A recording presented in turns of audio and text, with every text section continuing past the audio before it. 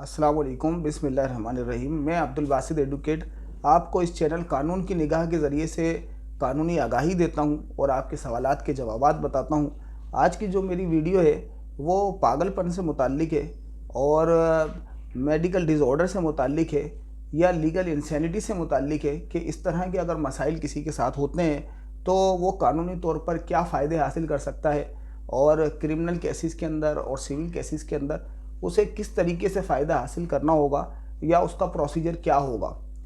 अच्छा, आम तौर से लोगों के अंदर ये बात पाई जाती है कि ये जो लीगल इंसैनिटी है या मेडिकल डिसऑर्डर है या मेंटल डिसऑर्डर है, ये कोई इसकी ऐसी कोई अनहोनी किस्म की कैफियत है, कोई ऐसे मामलात हैं कि उसे जो है वो किसी बात का होश होता ही नहीं है और वो जो है वो खाना नहीं खा सकता। वो तो यार फना शख्स तो रोड जो है वो क्रॉस कर लेता है,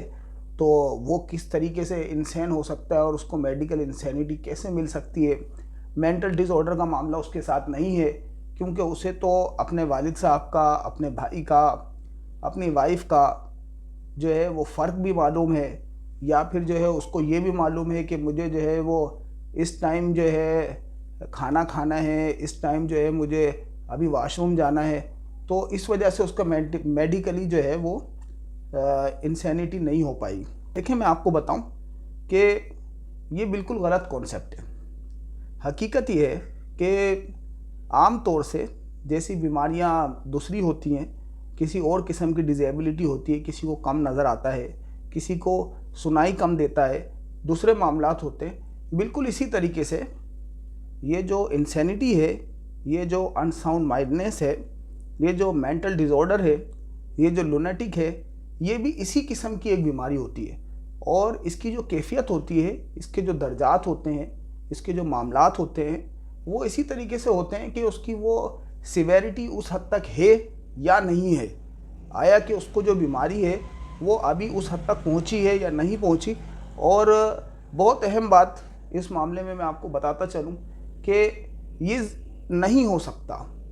बहुत अहम बात जो मैं आपको बताता चलूं, ये नहीं हो सकता कि किसी शख्स को जो मेंटल डिसऑर्डर है वो इस हद तक है कि वो कुछ भी नहीं डिफाइन कर सकता, उसे कुछ भी नहीं पता, उसे खाने का भी नहीं पता, उसे अपना नाम भी नहीं पता और जो है वो उसे किसी किस्म की कुछ मालूमात है ही नहीं। ऐसा नहीं हो सकता। कुछ ना कुछ जो है वो उसका दिमाग काम कर रहा होता है। आप आम तौर से भी देखें कि ऐसे लोग कि जिन्हें अपने कपड़ों का होश नहीं होता है, लेकिन वो जो है कुछ ना कुछ मालूमात रखते हैं। ऐसे लोग पागल होते हैं, घूम रहे होते हैं, हम उनसे बोलते हैं कि यार आप जो है वो काउंटिंग सुना दो, तो वो 10 तक काउंटिंग सुना देते हैं। कहते हैं यार ये पागल है, इसको कैसे याद है। तो वो कुछ ना कुछ दिमाग जो है वो काम कर रहा होता है, उसकी सिवियरिटी का मामला है। इसकी वजह से कि उसका कुछ दिमाग काम करता है, ऐसा नहीं हो सकता कि उसे जो मेंटल डिसऑर्डर का जो मामला है उसको इस किस्म का एडवांटेज नहीं मिलेगा, उसे एडवांटेज मिल जाएगा। अच्छा, मैं जो आपको आज के जो इस वीडियो के अंदर बताऊंगा वो मैं आपको ये बता रहा हूँ कि किस हद तक आपका मामला होना चाहिए और किस तरीके से आप जो है वो उसके प्रोसीजर को एडॉप्ट करेंगे। अच्छा, आप जो है अगर अपने क्लाइंट के बारे में और जो है अक्यूज़ के बारे में, चाहे सिविल नेचर का मैटर हो चाहे क्रिमिनल नेचर का मैटर हो, अगर आप उसके बारे में ये समझते हैं कि इसके साथ जो है वो इस किस्म का मामला है और मेंटल डिसऑर्डर है और लीगल इंसैनिटी है इसके साथ, तो आप जो है वो उसको एज अ डिफेंस यूज़ कर सकते हैं। और इवन ये है कि मर्डर केस में, कैपिटल पनिशमेंट के केस में भी आप जो है उसको एज अ डिफेंस यूज़ कर सकते हैं। सेक्शन 84 पीपीसी जो होता है वो इस चीज़ को डिफ़ाइन करता है, इस चीज़ को आपका डिफेंस के तौर पे बताता है कि जो मेडिकल इंसैनिटी है, जो लीगल इंसैनिटी है, जो मेंटल डिसऑर्डर है, उसका जो है वो मुलजिम को किस किस्म का फ़ायदा होगा। अच्छा, एक बहुत ज़्यादा अहम बात जो मैं आपको बताता चलूँ, क्योंकि टर्म्स के अंदर बात आ रही है मेडिकल इंसैनिटी और लीगल इंसैनिटी की। जहाँ तक ताल्लुक़ है मेडिकल इंसैनिटी का और लीगल इंसैनिटी का, तो उसके अंदर थोड़ा सा डिफरेंस है। यानी ऐसा हो सकता है कि एक आदमी मेडिकली इंसान हो लेकिन उसको लीगली इंसैनिटी का फ़ायदा ना मिल सके। उसकी वजह ये होती है कि जिसको ज़रा सी भी एंजाइटी होती है या कोई इस तरह की प्रॉब्लम होती है, कोई ऐसा मामला होता है उसके साथ, कोई डिप्रेशन होता है जहन के ऊपर, कोई मसले मसाइल होते हैं, तो उसकी वजह से उसको कोई साइको पेशेंट होता है, थोड़ा बहुत मामला होता है, तो वो पेशेंट तो कहलाएगा, मेडिकली इंसैनिटी है उसको, लेकिन उसकी मेडिकली इंसैनिटी जो है वो इस दर्जे तक नहीं पहुंची है। उसका दर्जा ये नहीं है कि उसे जो है वो लीगली तौर पे कोई फ़ायदा मिल सके। अच्छा, लीगली तौर पे फ़ायदा कब मिल सकता है? अहम सवाल ये है। लीगली तौर पे फ़ायदा उस सूरत में मिल सकता है कि जब आप जो है वो इस हद तक, यानी मुलजिम जो है वो इस हद तक पहुंच जाए कि उसे ये नहीं पता चल रहा है कि वो क्या कर रहा है, वो जो कुछ कर रहा है उसकी मतलब उसका सेंस काम नहीं कर रहा है इस मामले में, या फिर वो जो कर रहा है उसके बारे में उसे ये नहीं पता चल रहा है कि क्या ये कोई जुर्म है या ये जुर्म नहीं है, उसे जो है वो इस बात का सेंस नहीं हो पा रहा है। तो इस सूरत में जो लीगल क्राइटेरिया है उसके ऊपर वो मामला फिट होता है और उसे जो है वो मुलजिम को फ़ायदा मिलता है उसके अंदर। अदरवाइज़ वो जो छोटी सी जो बीमारी है, छोटा सा जो मामला है किसी के साथ, अभी उस सीवेरिटी तक नहीं पहुंचा है, तो उसमें उसे लीगली तौर पर फ़ायदा नहीं हो पाएगा। अच्छा, मैं जो है वो आपको मज़ीद आगे लेकर चलता हूँ कि इसके अंदर आम तौर से जो फिल्में वगैरह हैं हॉलीवुड की और बॉलीवुड की और इस तरह की, तो उसके अंदर जो है वो ऐसा दिखाया जाता है कि कोई आदमी जो है वो बहुत बड़े केस के अंदर पकड़ा गया, उसने किसी गांव को जला दिया और जो है हज़ारों लोग मारे गए, सैकड़ों लोग मारे गए, और वो कोर्ट के अंदर आके उल्टी सीधी हरकत करता है और बस कोर्ट उसको छोड़ देती है कि ये तो पागल है। ऐसा नहीं है। आम तौर से जो शख्स है जो ये मतलब अपना डिफेंस बना रहा है क्रिमिनल केस के अंदर कि मेरे साथ जो है वो मेडिकली और लीगली इंसैनिटी का मामला है, लुनेटिक हूँ मैं, तो वो जो है अपने तौर पर उल्टी सीधी हरकतें करके जो मेडिकल बोर्ड है उसे या कोर्ट की इंक्वायरी को ख़राब नहीं कर सकता। इस तरह की उल्टी सीधी हरकतें करने से जो मेडिकल बोर्ड है उसकी रिपोर्ट ख़राब नहीं हो पाती है। इसका जो है वो वहाँ से रिपोर्ट से पता चल जाता है। अच्छा, मैं आगे लेकर चलता हूँ इस बात को बहुत अहम तरीके से कि इसके अंदर जो है वो रेडियोलॉजिकल टेस्ट होते हैं और दूसरे भी टेस्ट होते हैं केमिकल्स वगैरह के इस किस्म के, जिससे ये सारी बातें पता चलती हैं। और ये जो 160 किस्म की बीमारियां हैं जो जिसको हम जो है वो मेडिकली इंसैनिटी के ऊपर लेकर आते हैं, तो वो जो 160 किस्म की बीमारियां हैं रिकॉग्नाइज्ड, वो सारी की सारी जो है मेडिकल इंसैनिटी के अंदर आएंगी, लेकिन एक जब उस सिवेरिटी तक वो पहुंचेंगी जो उसकी एक हद है, तब वो उसके अंदर आएंगी। ये कह देना सिर्फ काफ़ी नहीं होगा कि फ़लाँ शख्स जो है वो उसको ये बीमारी है, उसके साथ ये मामला है, ये उसका मेडिकल है, लिहाजा इसको जो है वो बेनिफिट इस बात का मिल जाए। इस तरह से नहीं होता। हमें ये साबित करना होता है कि एक शख्स के जो रोज़मर्रा के मामलात हैं, यानी कि एक शख्स जो है वो वेल्डिंग का काम करता है तो वो वेल्डिंग सही तरह से नहीं कर पा रहा, नाई का काम करता है, बार्बर है, वो काम नहीं कर पा रहा, तो वो जो रोज़मर्रा के उसके मामलात हैं वो अगर एक आदमी ठीक तरह से नहीं कर पा रहा, रोज़मर्रा के मामलात के अंदर डिस्टर्बेंस है, तो वो लीगल इंसैनिटी के अंदर फ़ाइल कर पाएगा, अदरवाइज़ वो लीगल इंसैनिटी के अंदर फ़ाइल नहीं कर पाएगा। अच्छा, इसके अंदर पढ़ने वाले लोगों के लिए मैं बताता चलूँ कि मेडिकल हेल्थ ऑर्डिनेंस 2001 है, जिसे पढ़ के आप इसके अंदर मज़ीद इंफॉर्मेशन हासिल कर सकते हैं। कोई इस तरह का केस कर रहे हों हमारे भाई वकील साहब, उसके अंदर मामला हो सकता है। जहाँ तक मीन्स रिया या इंटेंशन का ताल्लुक़ है, तो क्रिमिनल केसेस के अंदर तो वो अनसाउंड जो है वो प्रूफ करना आपको ज़रूरी है। बाकी छोटी सी बात से जो है वो आप मीन्स रिया को डिफ़ाइन नहीं कर पाएंगे कि एक आदमी को जो है वो ज़रा सी बीमारी है, अभी इनिशियल स्टेज पर है, लिहाजा उसे जो है वो मीन्स रिया या इंटेंशन की बुनियाद के ऊपर कोई फ़ायदा हासिल हो सके, ऐसा नहीं हो पाएगा। जबकि सिविल नेचर के मैटर्स हैं या जो कंपनीज़ लॉ हैं, कॉन्ट्रैक्ट वगैरह होते हैं, उसके अंदर इसके अंदर कोई जगह निकाली जा सकती है, कोई फ़ायदा हासिल हो सकता है। जहाँ तक मैं बात करूँ बड़े केसेस की, जैसे मर्डर केसेस हैं और दूसरे केसेस हैं, तो इस तरह के जो बड़े लेवल के जो केसेस हैं जिनके अंदर कैपिटल पनिशमेंट होती है, तो उसके अंदर तो पूरा का पूरा जो क्राइटेरिया है इसका, वो पूरा क्राइटेरिया फिट होना चाहिए कि उसे जो है वो ये पता नहीं चल रहा है कि वो क्या कर रहा है, और अगर उसे ये पता चल भी रहा है तो उसे ये पता नहीं चल रहा है कि ये जुर्म है या नहीं है। ये क्राइटेरिया पूरा सेट होना चाहिए। जबकि जो छोटे जो केसेस हैं, जैसे किसी को धमकी दे देना, इस तरह का जो मामला है, उसके अंदर अगर मेडिकल इंसैनिटी होती है कोई छोटी बुनियाद के ऊपर, अभी इनिशियल स्टेज के ऊपर उसकी बीमारी है, तो वहाँ भी आपको कुछ ना कुछ फ़ायदा हासिल हो सकता है उसकी बुनियाद के ऊपर। कि भाई एक आदमी है, उसको जो है वो अपने इमोशंस के ऊपर, उसको अपनी परसेप्शंस के ऊपर किसी किस्म का कोई अख्तियार बाकी नहीं रहा है, और उसे जो है वो कुछ ऐसी चीज़ें भी नज़र आ जाती हैं जो कि रियल में एग्जिस्ट नहीं करती हैं, और उन चीज़ों के ऊपर वो क्या करता है कि एक परसेप्शन बनाता है और जो है वो कुछ भी एक्शन ले लेता है, या फिर जो है वो उस परसेप्शन के ऊपर और वो जो चीज़ें उसको नज़र आ रही होती हैं, वो जो उसकी थॉट होती है, उस थॉट की वजह से उससे कोई जुर्म सादिर हो जाता है, और वो जो उसकी बात होती है, वो जो उसकी थॉट होती है, वो आगे डिलीवर हो जाती है। वो किसी को जो है वो बोल देता है अपने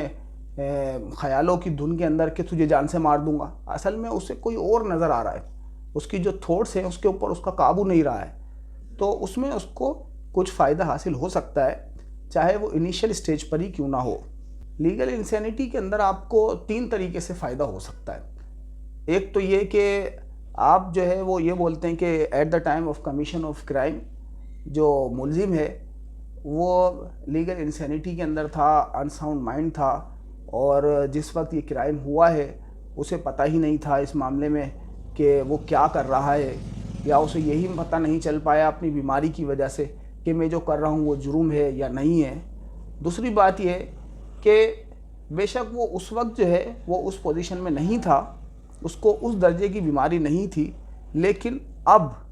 ड्यूरिंग ट्रायल वो जो है वो इस हद की बीमारी को पहुंच गया है, लीगल इंसैनिटी की हद तक पहुंच गया है, और अगर इस वक्त उसका मेडिकल बोर्ड बनाया जाए तो वो जो है वो लीगल इंसैनिटी के अंदर आएगा, अनसाउंड माइंड में आएगा।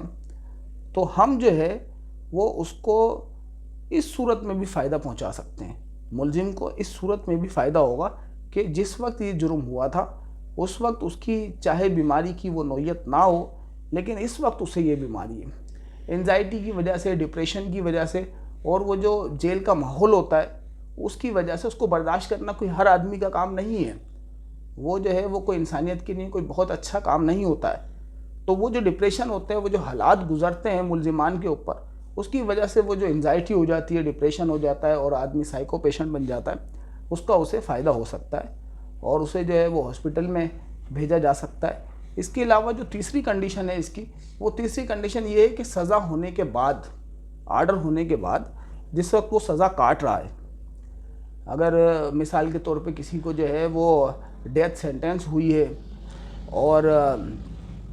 वो जो उसकी सज़ा काट रहा है, वो जो परेशानी में है, वो जो उन मामलात में है कि पीछे मेरी फैमिली का क्या होगा, क्या बात होगी, क्या नहीं होगी, उस टेंशन के अंदर अगर उसे कोई मेडिकल इंसैनिटी, अनसाउंडनेस और जो है वो लुनेटिक और जो है वो लीगल इंसैनिटी का मामला, कोई इस तरह का मामला हो जाता है, तो फिर भी उससे फ़ायदा हो सकता है। तीसरे फ़ायदे की चीज़ ये है। और इवन ये है कि अगर किसी को डेथ सेंटेंस भी हो जाए तो डेथ सेंटेंस के बावजूद उसे जो है वो इस तरह से ट्रीट किया जाएगा कि क्योंकि इस वक्त इसे ये महसूस नहीं हो रहा, इसे ये पता नहीं चल रहा कि इसे किस जुर्म की सज़ा मिल रही है, चाहे उस वक्त ये तो सही था, लेकिन इस वक्त इसे पता नहीं चल रहा है कि इसे किस बात की सज़ा मिल रही है, क्या मामलात हैं इसके साथ, क्या बात है, तो लिहाजा इस वक्त इसको डेथ सेंटेंस नहीं दी जाएगी। और डेथ सेंटेंस के अलावा कोई उम्र कैद में है, कोई दूसरी जो है वो इम्प्राइजनमेंट है, तो उसे भी कुछ फ़ायदा हासिल हो सकता है और उसे उसकी जो सज़ा है उसके अंदर कुछ उसे फ़ायदा भी हासिल हो सकता है और उसको हॉस्पिटल भेजा जा सकता है कि हॉस्पिटल्स के अंदर इसका इलाज कराया जाए, ये सब कुछ कराया जाए। इसके ऊपर सुप्रीम कोर्ट्स ने जो है वो बाकायदा फ़ैसला भी दिया है, बताया भी है सारी बातें कि इस तरह के जो है वो बनाए जाएँ और इस तरह से किया जाए और लोगों के अंदर जो इश्यूज़ हैं वो इश्यूज़ क्लियर किए जाएँ। अच्छा, मामूली नौइयत की जो नफ्सियाती मसाइल हैं वो तो हर दूसरे बंदे को जेल के अंदर पाए जाते हैं, ख़ास तौर से उन मुलजिमान को जिन्हें सज़ा हो जाती है, सज़ा याफ्ता लोगों को, ऐसे लोगों को कि जिन्हें मर्डर की वो सज़ा मिली है और डेथ सेंटेंस हो गई है, उम्र कैद हो गई है, उनके अंदर नफ्सियाती मामलात पाए जाते हैं। लेकिन जो कम नौइयत के मामलात हैं, इस हद तक वो नहीं पहुँचे हैं, तो वो लीगल इंसैनिटी के अंदर नहीं आ रहे, तो उन्हें जो है वो उस दर्जे का एडवांटेज नहीं मिल सकेगा। बाकी ये है कि जो लीगल इंसैनिटी में आ रहा होगा उसे इसका फ़ायदा मिलेगा। ये बात इस तरह से। सेक्शन 84 पीपीसी जो है उसका फ़ायदा हासिल करने के लिए हमें जिस प्रोसीजर को एडॉप्ट करना पड़ेगा वो जो है वो 464 सीआरपीसी के अंदर मजिस्ट्रेट के पास और 465 के अंदर जो है वो सेशन जज के पास ट्रायल होगा। हम जो है वो सबसे पहले एप्लीकेशन लगाते हैं मजिस्ट्रेट के पास कि इसके साथ जो है वो इस नौइयत का मामला है, इस नौइयत की इसके साथ बात है, ये मसला है इसके साथ, तो आप जो है वो इसके अंदर इसका जो डिफेंस है उसके हवाले से जो भी मामलात हैं वो करें। अच्छा, मजिस्ट्रेट जो है या ट्रायल कोर्ट में लगाई है सेशन जज के पास, तो सेशन जज जो है उसके ऊपर एक रिपोर्ट बनाता है। अच्छा, वो जो रिपोर्ट होती है वो प्रॉपर इंक्वायरी के बाद बनती है। उसके अंदर जो है वो उससे कुछ सवालात पूछ सकता है, उसको बुला के प्राइमा फेसी केस को देख सकता है और इलाके के जो लोग हैं उनसे भी जो है इंक्वायरी कराई जा सकती है, मालूमात हासिल की जा सकती है, उसका प्रीवियस बिहेवियर देखा जा सकता है, जेल में उसका बिहेवियर देखा जा सकता है। इन सारे मामलात को देख के सवाल जवाब करके अगर मजिस्ट्रेट सेटिस्फाई हो जाता है कि इसके साथ इस नौइयत का मामला हो सकता है, प्राइमा फेसी ऐसा लगता है कि इसके साथ जो है वो लीगल इंसैनिटी का मामला है, तो वो अपना एक सर्टिफिकेट बनाएगा। अच्छा, वो सर्टिफिकेट बनाने के बाद मजिस्ट्रेट इस बात के लिए बाउंड है कि वो मेडिकल बोर्ड को भेजेगा कि मेडिकल बोर्ड जो है वो इसके ऊपर अपनी एक कम्प्रिहेंसिव रिपोर्ट बनाए और जो है वो उसके टेस्ट करे, वो सारा प्रोसीजर करे। ये जो है वो जो रिपोर्ट बनाता है उस रिपोर्ट के बाद का ये मामला होता है। अच्छा, मजिस्ट्रेट इसमें बाउंड डाउन नहीं है कि जब भी कोई एप्लीकेशन आएगी तो वो सर्टिफिकेट बना के और उसको मेडिकल बोर्ड को भेजेगा ही ज़रूर। नहीं, अगर वो ये समझता है कि नहीं, ये जो इसने पिली ली है इसके अंदर मेडिकल बोर्ड बनाने की और ये सारी चीज़ें, ये सारे मामलात करने की ज़रूरत नहीं है, तो वो नहीं भेजेगा। ये जो है वो उसकी रिपोर्ट के ऊपर डिपेंड कर रहा होता है। अच्छा, अब हम आते हैं इसके ऊपर कि ये जो मेडिकल इंसैनिटी है या लीगल इंसैनिटी है, अनसाउंड माइंडनेस है, तो इसको प्रूफ किस तरीके से किया जाएगा, इसको प्रूफ करने का क्या तरीका है। सबसे अहम बात मैं आपको ये बताता चलूँ कि कानून की निगाह में हर आदमी सैन है, हर आदमी सही है, कोई पागल नहीं है, सिवाय इसके कि वो शख्स जो कानूनी तौर पर साबित हो जाए कि ये पागल है, ये इंसान है। अदरवाइज़ सब लोग जो है वो सैन हैं, सब लोग बिल्कुल ठीक हैं, कोई दिमागी तौर के ऊपर इस तरह का नहीं है। इस वजह से, इस प्रिजम्पशन की वजह से जो इस बात का अलिज करेगा, जो इस बात का डिफेंस बनाएगा, उसे ही प्रूफ करना पड़ेगा। बर्डन ऑफ प्रूफ उसके ही ऊपर होता है कि वो ये बात प्रूफ करे कि उसके साथ ये मामला है और वो जो है वो इस बात का एलिजिबल है कि उसे इसका फ़ायदा पहुंचाया जाए, उसे इस बात का फ़ायदा दिया जाए कि उसके साथ जो है वो लीगल इंसैनिटी का मामला है, अनसाउंडनेस का मामला है, उसे साबित करना होता है। अच्छा, ये नहीं है कि किसी के बारे में जो है वो ये समझता है उसका कौंसल और वकील साहब ने ये समझा और ये सब कुछ देखा कि यार इसके साथ जो है वो लीगल इंसैनिटी का मामला है और उसको डिफेंस बनाया, तो क्योंकि उसके ऊपर बर्डन था, अगर वो बर्डन डिस्चार्ज नहीं कर पाया तो उसे सज़ा हो जाएगी। ऐसा नहीं है, उसको सज़ा नहीं होती है इससे, बल्कि इसका बर्डन जो होता है प्रोसिक्यूशन के ऊपर होता है कि वो ये प्रूफ करे कि ये जो मुलजिम है ये इस मुलजिम ने जुर्म किया है या नहीं किया, या इसके अगेंस्ट में हमारे पास ये शवाहिद मौजूद है, ये सारी चीज़ें मौजूद हैं, उसको परख कर कोर्ट फैसला करेगी। सिर्फ इस बात के ऊपर कि किसी आदमी ने जो ग्राउंड लिया था वो लीगल इंसैनिटी का था और लीगल इंसैनिटी वो प्रूफ नहीं कर सका, लिहाजा इस मुलजिम को सज़ा दे दी जाए। ऐसा नहीं हो सकता, ये मामला इस तरह से नहीं है। और इंसैनिटी का जो स्टैंडर्ड है उसको प्रूफ करने के लिए वो बियॉन्ड रीज़नेबल ऑफ डाउट नहीं है। ऐसा नहीं है कि आपको जो है वो इस तरह से इंसैनिटी को प्रूफ करना है कि उसके अंदर किसी किस्म का कोई शक शुबा बाकी ही ना हो, बल्कि ये प्री डिटरमिन ऑफ प्रोबेबिलिटी होता है। ये इस तरह से होता है कि आप जो है वो प्रोबेबिलिटी के हिसाब से ये बात समझते हैं, ऐसा महसूस हो रहा है। हमें जो है वो हालात को देख के, रिपोर्ट्स को देख के, इन चीज़ों को देख के ये पता चल रहा है कि इसके साथ जो ये मामला हुआ है तो ये मामला इसका लीगल इंसैनिटी के अंदर आता है और उस वक्त जो है इसको होश नहीं था और ये मामला ऐसा नहीं था। ये इस तरीके से प्रोबेबिलिटी की उसके अंदर सिचुएशन में आता है, ये बियॉन्ड रीज़नेबल ऑफ डाउट नहीं होता है। अच्छा, ये बेहतर डिफेंस है, इसको आप ले सकते हैं, कोई इसके अंदर अनहोनी वाली बातें नहीं हैं। और अगर किसी के साथ लीगल इंसैनिटी का मामला हो तो ज़रूर लेना चाहिए ये डिफेंस। अच्छा, अगर किसी आदमी ने लीगल इंसैनिटी की एप्लीकेशन ही नहीं लगाई, क्योंकि आम तौर से होता ये है क्रिमिनल केसेस में कि वकला की ये सोच है कि इसका बर्डन क्योंकि हमारे ऊपर है, लिहाजा हम इस किस्म का डिफेंस ना लें कि इसके साथ लीगल इंसैनिटी है, जबकि एक्चुअल में होती है उसके साथ। तो मजिस्ट्रेट बजाते खुद भी इस बात का नोटिस ले सकता है और जो है वो उसका इंक्वायरी करके सर्टिफिकेट बना सकता है और मेडिकल बोर्ड को भेज सकता है अपने तौर पर विदाउट एप्लीकेशन। इसके अंदर कोई किसी किस्म का इबाहम नहीं है। और अगर कोर्ट टेंटेटिवली इस नतीजे पर पहुंचती है कि अनसाउंड ऑफ माइंड की प्ली में कुछ सदाकत है, तो फिर कोर्ट के लिए लाजिम है कि वो मेडिकल बोर्ड से रिपोर्ट मंगवाए, जिसके बाद मामला आगे चलेगा। अब हम चलते हैं इस तरफ कि मेडिकल बोर्ड जो है वो मुलजिम को किस तरह से एग्जामिन करेगा और किस तरह से ये सब कुछ बात करेगा। अच्छा, इसमें अहम बात ये बताता चलूँ कि ये जो एक्टिंग करनी होती है पागलपन की या ऐसा मामला होता है, उसकी वजह से मेडिकल बोर्ड की रिपोर्ट के ऊपर कोई फ़र्क नहीं पड़ता। और फेक रिपोर्ट आप जो है वो पागलपन की एक्टिंग करके नहीं बनवा सकते हैं। जो एक्चुअल फैक्ट्स होते हैं उसी के ऊपर बनाएगा बोर्ड और उसके हिसाब से ही बनती है, ये मामला होता है। मेडिकल बोर्ड किस तरीके से जो है वो मुलजिम को एग्जामिन करता है और किस तरह से मामलात को आगे लेके चलता है,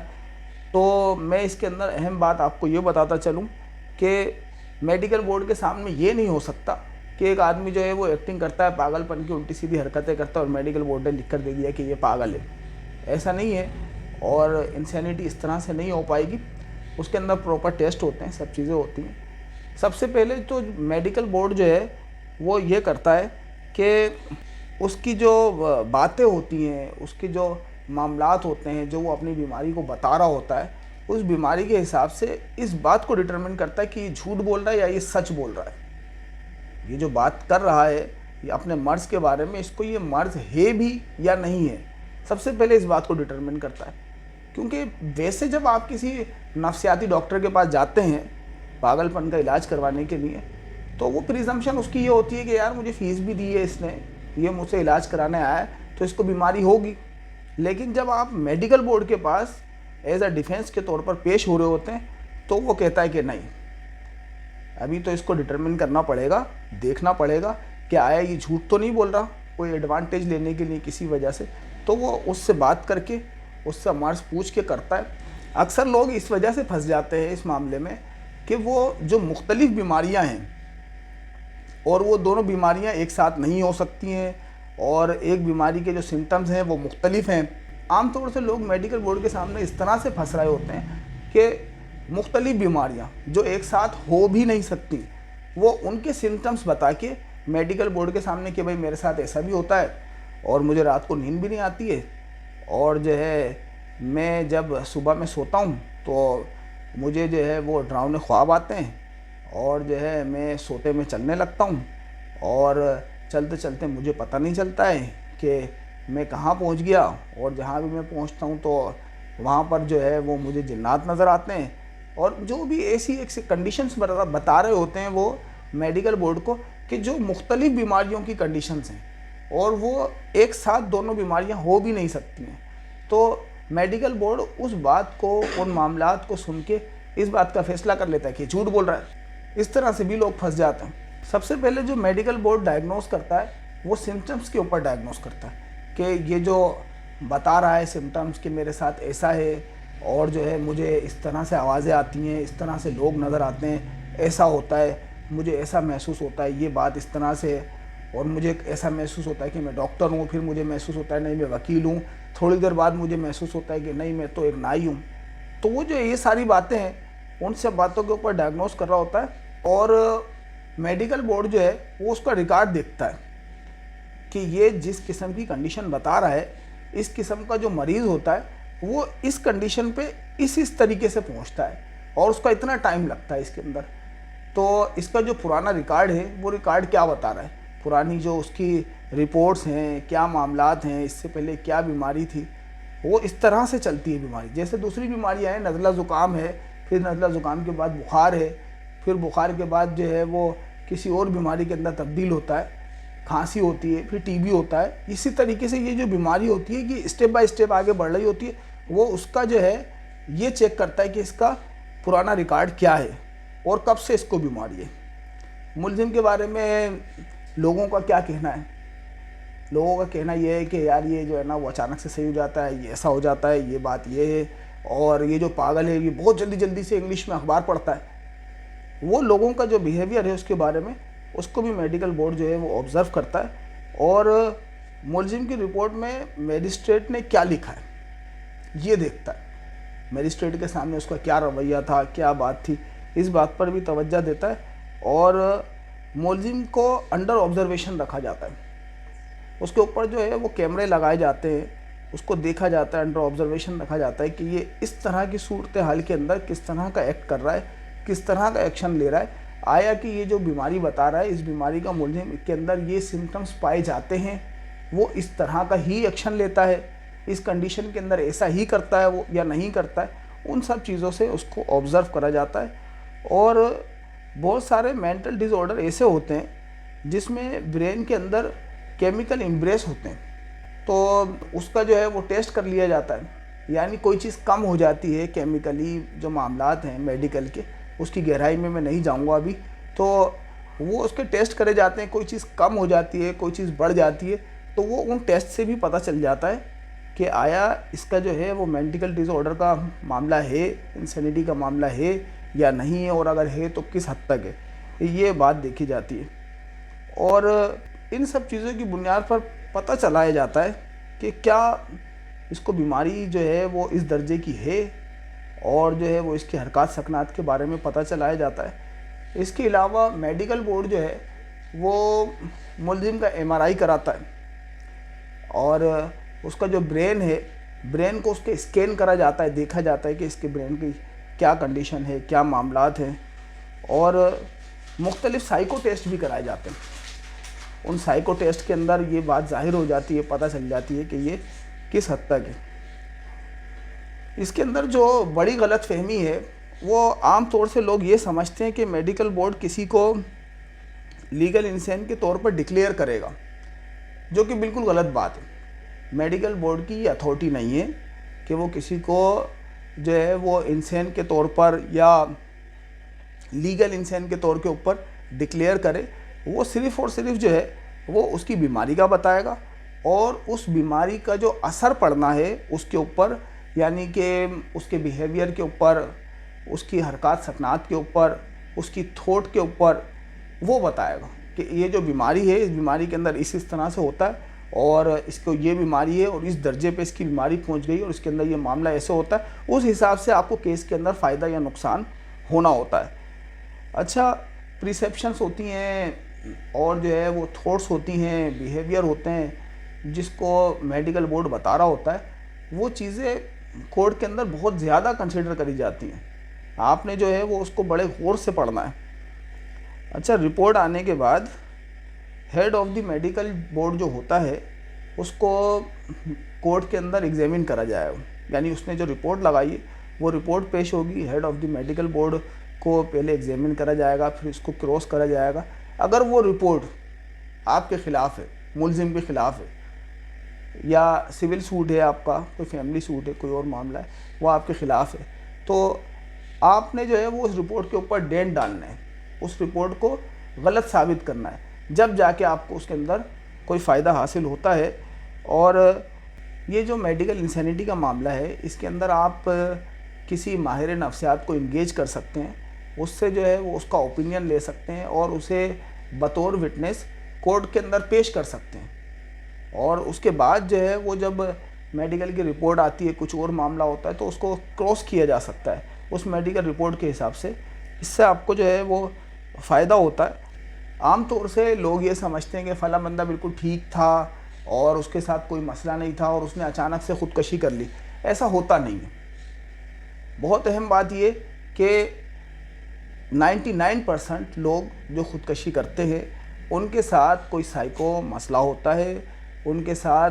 कोई मेडिकल डिसऑर्डर का मामला होता है, उनके साथ कोई इंसैनिटी का मामला होता है, लेकिन वो आहिस्ता आहिस्ता बढ़ता है। वो ऐसा नहीं होता है कि रात को बंदा बिल्कुल सही था और जो है वो सुबह भी सही था और 2 घंटे के बाद उसको एकदम से वो पागल हो गया और उसका ये मामला इस तरह से हो गया। ऐसे नहीं होता है, ये नहीं हो सकता। वो जो ख़ुदकशी कर लेते हैं लोग, एक दिन पहले बिल्कुल सही होते हैं, दूसरे दिन ख़ुदकशी कर लेते हैं, उनका मसला इस नौइयत का है और उसको इस नौइयत से आप जो है परख सकते हैं और देख सकते हैं, मामले को सेट करा जा सकता है कि उनकी जो बीमारी होती है वो पहले से बीमारी होती है, वो पहले से एक अरसे से चल रही होती है, लेकिन उसकी जो नौइयत होती है, जो कंडीशन होती है, वो कम होती है और आगे चल के वो इस दर्जे तक पहुंचती है कि वो उस दर्जे के ऊपर आके सुसाइड कर लेता है। ज़रूरी नहीं है कि कोई आदमी अगर इंसैनिटी की किसी बीमारी के अंदर मुब्तला है, अनसाउंड की किसी बीमारी के अंदर मुब्तला है, कोई मामला है, एंजाइटी का मामला है, डिप्रेशन का मामला है, तो सामने वाला उससे बात करके फ़ौरन पहचान जाएगा। यानी उसके मुंह से झाग आ रहे हैं, उसने कभी जो है वो बाल नहीं बनाए हैं, वो कभी जो है वो टीथ ब्रश नहीं करेगा, वो जो है कपड़ों का ख्याल नहीं करेगा, कपड़े उसके पहना हुआ ही नहीं होगा, आमतौर से उसको पागल समझ रहे हैं। लेकिन वो जब इनिशियल स्टेज के ऊपर होती है तो इतनी ज़्यादा बीमारी नहीं होती है, वो फिर बढ़ते बढ़ते वो इस स्टेज पे पहुंचती है कि आदमी सुसाइड कर लेता है। और सुसाइड के केसेस के अंदर आप इसको बेहतरीन डिफेंस के तौर के ऊपर चला सकते हैं, मामला तो कर सकते हैं। मैं जो है वो वीडियो के एंड में आपको ये सजेस्ट करूँगा कि आप जो है वो चाहे फैमिली का मामला हो या सिविल का मामला हो या क्रिमिनल का मामला हो, जिस मैटर के अंदर भी मेडिकल इंसैनिटी और लीगल इंसैनिटी का डिफेंस लेना चाहते हैं, प्ली लेना चाहते हैं, तो वो प्ली लेने से पहले आप किसी माहिर नफ्सियात, किसी ऐसे डॉक्टर से जो स्पेशलिस्ट है इस चीज़ का, उससे ओपिनियन हासिल कर लें, उसको दिखाएं मरीज़ को। और अगर वो मतलब कस्टडी में है तो कस्टडी में भी एप्लीकेशन लगा के दिखाया जा सकता है, उसको दिखाएं आप, उससे ओपिनियन बनवाएं, फिर उस ओपिनियन की बुनियाद के ऊपर उसको विटनेस बना के कोर्ट में पेश करा जाएगा और उसका ओपिनियन लगाया जाएगा। फिर उसके बाद आप कोर्ट के अंदर ये एप्लीकेशन लगाएं कि ये जो है वो लीगल इंसैनिटी के अंदर आता है, ये मामला इस तरह से है। ये नहीं हो सकता कि कोई शख्स जो है वो मुकम्मल तौर पर इतनी ज़्यादा बीमारी के अंदर हो कि उसे कुछ भी पता नहीं चल रहा है, ना उसे खाने का पता चल रहा है, ना उसे माँ बाप का पता है, ना उसे बहन और बीवी का फ़र्क पता चल रहा है। ऐसा नहीं होता है। बीमारी की एक नौइयत होती है और सिर्फ इस बुनियाद के ऊपर आप लीगल इंसैनिटी का फ़ायदा उठा सकते हैं कि आपने जो है ये साबित करना है कि जिस वक्त ये जुर्म हुआ है उस वक्त मुलजिम को ये पता नहीं चल पा रहा था कि वो क्या कर रहा है, या फिर ये पता था कि वो क्या कर रहा है तो उसे ये नहीं पता चल पा रहा था कि ये जो कुछ कर रहा है वो कोई जुर्म है। जिस तरह से सिजोफ्रेनिया के जो मरीज़ होते हैं वो कोई काम कर रहे होते हैं तो वो करते ही रहते हैं, खाना खा रहे होते हैं तो खाना ही खाते रहते हैं, उन्हें पता ही नहीं चलता है कि वो इस वक्त क्या कर रहे हैं। और लोग जो है वो मजाक में लेते हैं इस बात को कि यार ये खाना खाने बैठता है तो खाता ही रहता है, जबकि वो भूल जाते हैं, उनको पता नहीं चल पाता है, कंडीशन के हिसाब से मैनेज नहीं कर पा रहे होते। अच्छा, कुछ साथी जो है वो पाकिस्तान में भी हैं, हमारे दोस्त कुछ पाकिस्तान से बाहर भी हैं। मेरा ताल्लुक़ क्योंकि कराची से है, कुछ लाहौर के हैं, कुछ इस्लामाबाद के हैं हमारे सब्सक्राइबर और देखने वाले। तो उनका कहना ये है कि सर आप जो है वो लाइव आकर जो है वो सवालों के जवाब दे दें। तो हम जो है वो अगले हफ्ते से नेक्स्ट संडे से जो है लाइव भी जो है वो रात 8 से 10 के दरमियान में आपसे जो है वो लाइव सवालों के जवाब देंगे। और लाइव सवालों के जवाबात के लिए जो है वो आप चैनल को सब्सक्राइब कर लें, ताकि आपको पता चल जाए और जो भी है हमारी ऑडियंस उसके साथ हमारे मामलात बातें होती रहें। Thank you so much.